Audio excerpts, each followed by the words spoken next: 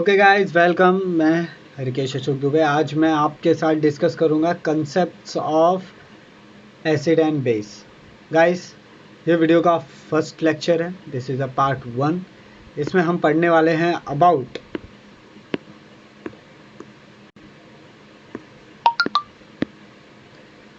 अहर्निय concept of acid and base, Bronsted Lowry concept जो 1923 में दी गई थी, कॉन्जुगेट एसिड बेस का कंसेप्ट पढ़ेंगे, Lewis concept of acid and base, ये भी 1923 में दी गई थी। सबसे पहले है Arrhenius concept of acid and base.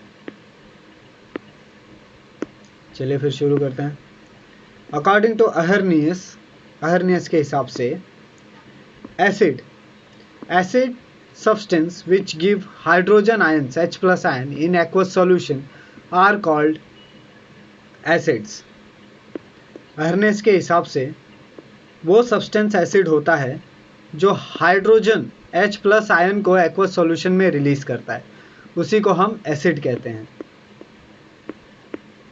Example देखते हैं। मान लीजिए आपके पास HCl है, तो HCl एक्वस सॉल्यूशन में H+ और Cl- देगा।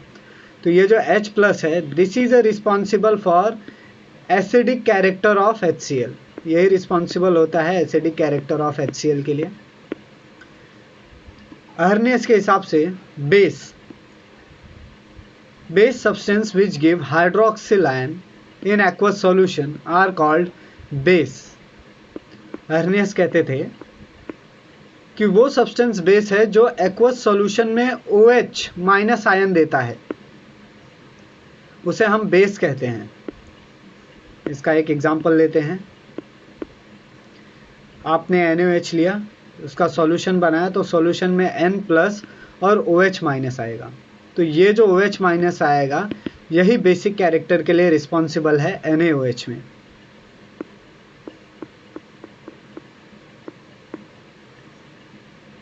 न्यूट्रलाइजेशन देख लेते हैं। The neutralisation of acid and base, acid और बेस का neutralisation. The process of neutralisation of an acid by a base can be represent by a reaction. जो neutralisation का प्रोसेस होता है एसिड और बेस का, उसे हम ये फॉलोइंग रिएक्शन से प्रेजेंट करेंगे। आपके पास H+ है, OH- है, ये दोनों रिएक्ट करते हैं आपस में और आपको H2O मिल जाता है। यानी कटायनिक स्पीशीज जब अनायनिक स्पीशीज के साथ, यानी जब एसिड बेस के साथ रिएक्ट करेगा, तो वो एक न्यूट्रल स्पीशीज देगा, वाटर, और इसे हम कहते हैं न्यूट्रलाइजेशन प्रोसेस। नेक्स्ट है ब्रोंस्टेड-लॉरी कंसेप्ट जो 1923 में दिया गया था। ब्रोंस्टेड कहते हैं कि एसिड प्रोटॉन डोनर स्पीशीज होता है, जिसे हम एसिड कहते हैं। अकॉर्डिंग टू ब्रोंस्टेड-लॉरी, उन्होंने कहा जो भी स्पीशीज प्रोटॉन को डोनेट करेगा उसे एसिड कहेंगे। Base proton acceptor species are called base. जो प्रोटॉन एक्सेप्टर स्पीशीज होता है उसे बेस कहते हैं। जो भी स्पीशीज प्रोटॉन को एक्सेप्ट करेगा, लेगा, उसे बेस कहेंगे। चलिए इसे एक एग्जांपल से समझेंगे। मान लीजिए आपके पास वाटर है एज अ सॉल्वेंट। अब वो क्या होता है कि वो सेल्फ आयोनाइज हो जाता है, यानी 2 मोल्स ऑफ वाटर है आपके पास। अब ये सेल्फ आयोनाइज होगा तो ये आपको एक H3O+ देगा और एक OH- देगा। तो ये जो H3O+ है, ये आपका एसिड हो जाएगा और ये बेस हो जाएगा। ये वाटर का सेल्फ आयोनाइजेशन प्रोसेस है। वाटर सेल्फ आयोनाइज होके एसिड और बेस जनरेट करता है। एक और एग्जांपल लीजिए। आपने 2 मोल्स ऑफ अमोनिया लिया एज अ सॉल्वेंट। अब ये क्या देता है? NH4+ जो कि एसिड होता है, और NH2- जो कि बेस होता है। ये भी सेल्फ आयोनाइजेशन का एग्जांपल है। थर्ड है 2HF। आपने as a solvent to HF ले लिया, ये भी सेल्फ आयोनाइज होगा, ये H2F माइनस बन जाएगा, सॉरी H2F प्लस बन जाएगा जो कि एसिड होगा, और F माइनस बन जाएगा जो कि बेस होगा। ये आपका H2F प्लस होगा जो कि एसिडिक नेचर का होगा, और ये F माइनस ये बेसिक नेचर का होगा।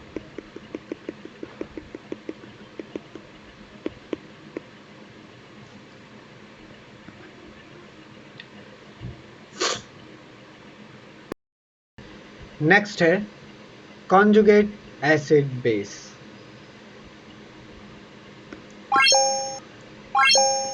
Species that differ from each other only in terms of transferred proton are termed as conjugate acid or base. कोई भी स्पीशीज अगर सिर्फ इसलिए चेंज है क्योंकि उसके पास एक प्रोटॉन कम या ज़्यादा है तो उसे कॉन्जुगेट कहते हैं। अगर ये कॉन्जुगेशन एसिड में दिखा तो उसे कॉन्जुगेट एसिड या बेस कहेंगे, बेस में दिखा तो बेस कहेंगे। एग्जाम्पल से समझते हैं। मान लीजिए आपके पास HCl है और NH3 है, अमोनिया है, बेस है। अब क्या करता है कि ये अमोनिया के पास लोन पेयर ऑफ इलेक्ट्रॉन है, वो इस हाइड्रोजन को ले लेता है। अब इस बेस ने एक हाइड्रोजन ले लिया है, एक प्रोटॉन ज़्यादा है अब इसके पास, तो अब इसे हम क्या कहेंगे? कॉन्जुगेट एसिड कहेंगे। ओके, नाउ अब ये HCl जो था उसमें से हाइड्रोजन जाने के बाद सिर्फ क्लोरीन माइनस बचा, तो अब ये हो गया है कॉन्जुगेट बेस। अगर आप ध्यान से देखें तो एसिड और बेस और कॉन्जुगेट एसिड और बेस में सिर्फ इतना ही फ़र्क है कि वो एक प्रोटॉन उनके पास कम या ज़्यादा है। Stronger acid give a weak conjugate base. अभी देखिए HCl एक स्ट्रॉन्ग एसिड होता है लेकिन उसने एक वीक कॉन्जुगेट बेस दिया है। वैसे ही a weak acid has a strong conjugate base.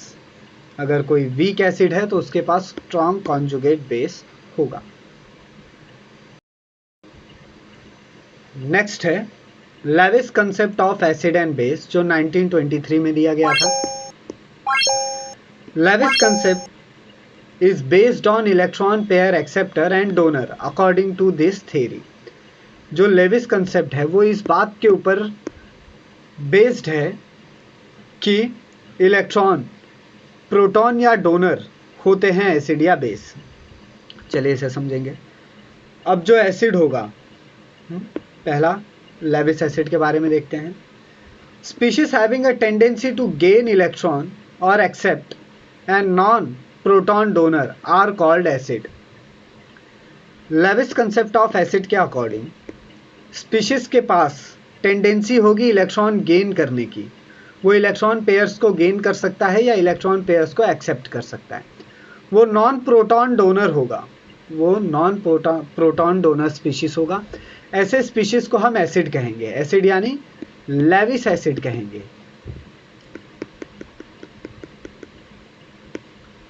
Such a species have a vacant orbital to accommodate one or more electron pair। ऐसे स्पीशीज के पास वैकेंट खाली ऑर्बिट होता है एक या उससे ज़्यादा इलेक्ट्रॉन पेयर को लेने के लिए। In short, all the cations which have a tendency to accept electron pairs are called Lewis acid। ऐसा जितने भी कटायंस हैं, कोई भी कटायन अगर वो इलेक्ट्रॉन पेयर को एक्सेप्ट कर रहा है, अगर वो इलेक्ट्रॉन पेयर्स को ले रहा है, तो उसे हम कहेंगे लेविस एसिड। ये इलेक्ट्रॉन है E,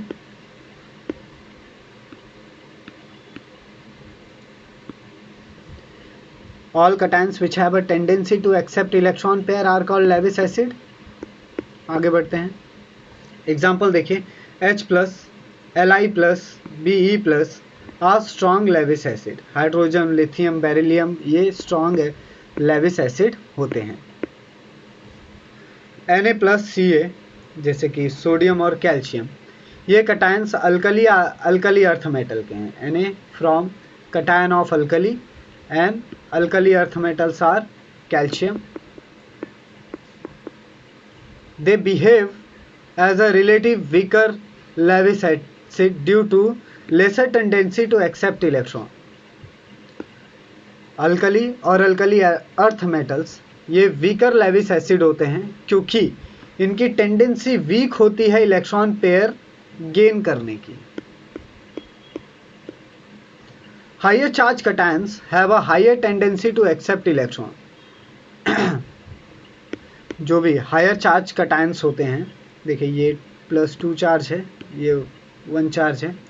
जो भी हायर चार्ज कटायंस होंगे इनके पास टेंडेंसी होती ज़्यादा टेंडेंसी होगी इलेक्ट्रॉन पेयर्स को एक्सेप्ट करने की. ओके.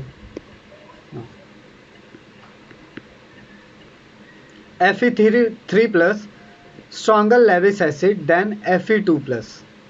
अभी देखिए Fe के ऊपर +3 का चार्ज है तो वो स्ट्रॉन्ग लेविस एसिड है कंपेयर टू Fe2+ के. Sn4+ ये स्ट्रॉन्ग लेविस एसिड होता है देन Sn2+, यानी Sn4+ is a strong Lewis acid as compare to Sn2+. जितना ज़्यादा चार्ज उतना ही स्ट्रॉन्ग वो एसिड होगा. आगे बढ़ते हैं. सम कटायंस एक्टिंग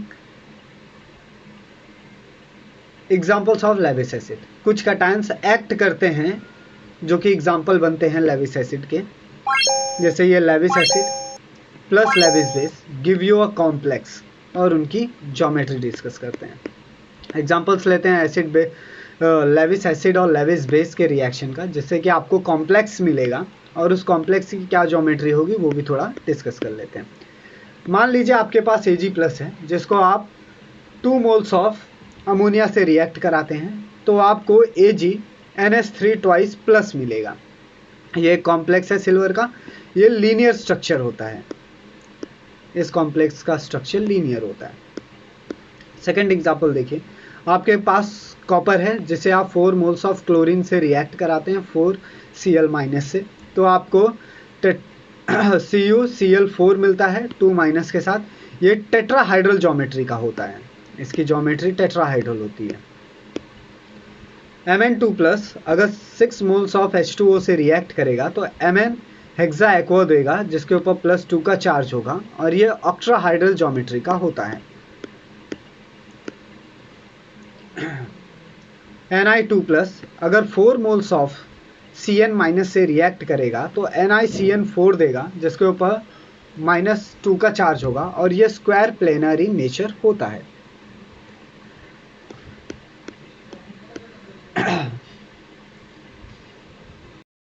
आगे बढ़ते हैं. इलेक्ट्रॉन डिफिशिएंट कंपाउंड और compounds in which central metal can expand its valency shell can behave as a Lewis acid. Electron deficient compound या ऐसा कंपाउंड जिसके पास सेंट्रल मेटल एटम एक्सपांड हो सकता है, अपनी वैलेंसी बढ़ा सकता है, तो वो बिहेव करेगा लेविस एसिड की तरह. चलिए देख लेते हैं कैसे. एग्जांपल देखिए, आपके पास BF3 है, AlCl3 है, GaBr3 है, GeCl2 है. ये इलेक्ट्रॉन डिफिशिएंट स्पीशीज हैं और ये एक्सेप्ट करते हैं इलेक्ट्रॉन पेयर और कंप्लीट करते हैं अपना ऑक्टेट. ये सब के सब लेविस एसिड के एग्जांपल्स हैं. एग्जांपल लीजिए, अगर आप BF3 को रिएक्ट करते हैं फ्लोरीन के साथ F- के साथ तो वो आपको BF4- दे देगा. SiF4, SnCl4, SbCl3, SbCl5, TeBr4, SO3 etcetera, इनके जो सेंट्रल मेटल एटम्स हैं ये एक्सपांड करेंगे अपनी वैलेंसी शेल और रिप्रेजेंट करते हैं खुद को लेविस एसिड की तरह.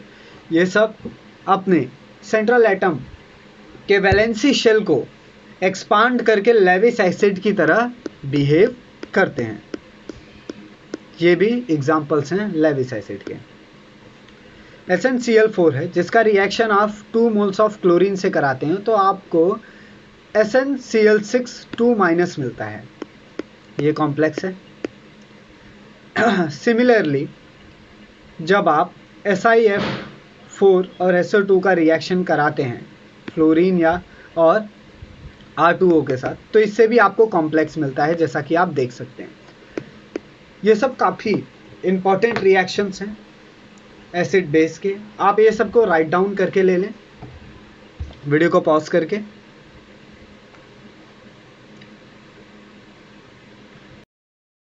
चलिए आगे बढ़ते हैं। अब लेविस बेस क्या होता है ये डिस्कस कर लेंगे। All the anions which have a tendency to donate electron pair can act as a Lewis base. कोई भी अनायन या ऐसा कोई भी स्पीशीज जो अपने पास ये टेंडेंसी रखता हो कि वो डोनेट कर दे इलेक्ट्रॉन पेयर को, तो उसे हम लेविस बेस कहेंगे। इसके एग्जांपल्स हैं oxides O2-, hydroxide OH-, halides है X-, और अमाइड्स NH2-। ये NH2- है।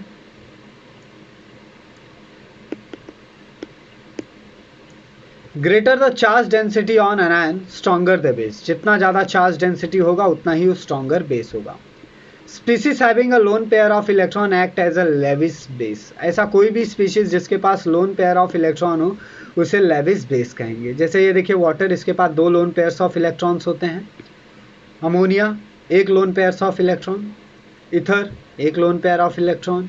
कार्बोनाइल कंपाउंड कीटोन, इसके पास भी 1 लोन पेयर ऑफ इलेक्ट्रॉन होता है ऑक्सीजन के पास। ये सब लेविस बेस की तरह एक्ट करेंगे। गाइस कुछ भी डाउट हो कमेंट सेक्शन में पूछें। चलिए आगे बढ़ते हैं। नेक्स्ट है एप्लीकेशन ऑफ लेविस कंसेप्ट। अब लेविस कंसेप्ट का एप्लीकेशन क्या है वो भी देख लेते हैं। Lewis approach describe an acid base behavior as independent of presence or absence of any particular element or group or ion. इसका सबसे बड़ा एप्लीकेशन ये है कि जो लेविस एसिड का अप्रोच है वो एसिड और बेस को इस तरह से डिस्क्राइब करता है कि ये इंडिपेंडेंट है, presence of any particular element और ग्रुप और आयन। मतलब ये डिपेंड नहीं करते किसी और एलिमेंट या ग्रुप या आयंस के ऊपर अपने एसिड या बेस के कैरेक्टर के लिए। It does not involve the presence और absence of any solvent in acid और बेस। ये इन्वॉल्व नहीं करते प्रेजेंट या एब्सेंट किसी भी तरह के सॉल्वेंट का अपने एसिड बेस बिहेवियर में। Okay, this makes the Lewis definition highly advantage and widely applicable. अब किसी भी सॉल्वेंट के प्रेजेंस के बगैर भी ये एसिड और बेस अपने तरीके से ही काम करते हैं, अपना कैरेक्टर लॉस नहीं करते, यानी सॉल्वेंट हो या ना हो ये एसिड और बेस एज इट इज रहेंगे। इसके वजह से ये बहुत ज़्यादा एडवांटेज क्रिएट करता है अपना वाइडली एप्लीकेशंस के लिए। यही इसका वाइडली एप्लीकेशन का रीजंस है कि ये विदाउट प्रेजेंस और एब्सेंस ऑफ सॉल्वेंट में भी एसिड और बेस की तरह ही एक्ट करता है। नेक्स्ट देखते हैं लिमिटेशन ऑफ लेविस कंसेप्ट। अब ये लेविस कंसेप्ट का लिमिटेशंस क्या है वो देख लेंगे। It does not give any information scales of acid और base strength. Lewis acid base से आपको ये पता नहीं चलेगा कि एसिड बेस का स्ट्रेंथ क्या है। जो मैं एसिड या जो मैं लेविस बेस यूज कर रहा हूँ इसका स्ट्रेंथ क्या है। नेक्स्ट है it does not tells us whether the salt formation is required acid और बेस बिहेवियर और नॉट। ये हमें ये नहीं बताता कि सॉल्ट फॉर्मेशन के लिए एसिड या बेस के बिहेवियर की ज़रूरत पड़ेगी या नहीं पड़ेगी। ये इसका डिसएडवांटेज है।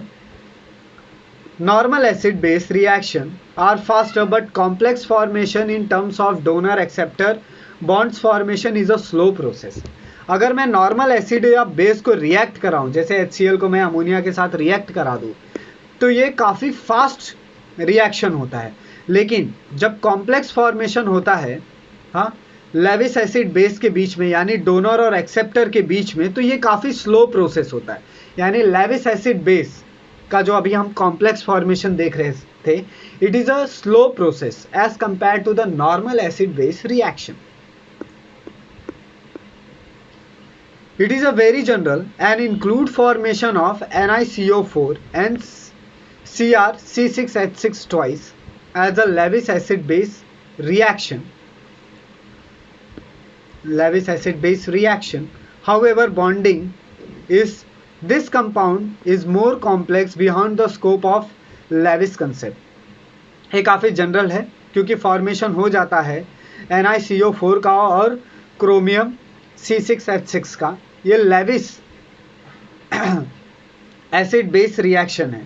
हाउएवर ये जो बॉन्ड फॉर्म होता है कॉम्प्लेक्स का, ये मोर कॉम्प्लेक्स होता है. मतलब जो भी ये कंपाउंड बना है, this are the more complex as compare to the Lewis concept. ये लेविस कंसेप्ट की सोच से भी ज़्यादा कॉम्प्लेक्स था. इसके वजह से ये भी एक लिमिटेशन क्रिएट करता है लेविस एसिड और बेस के लिए.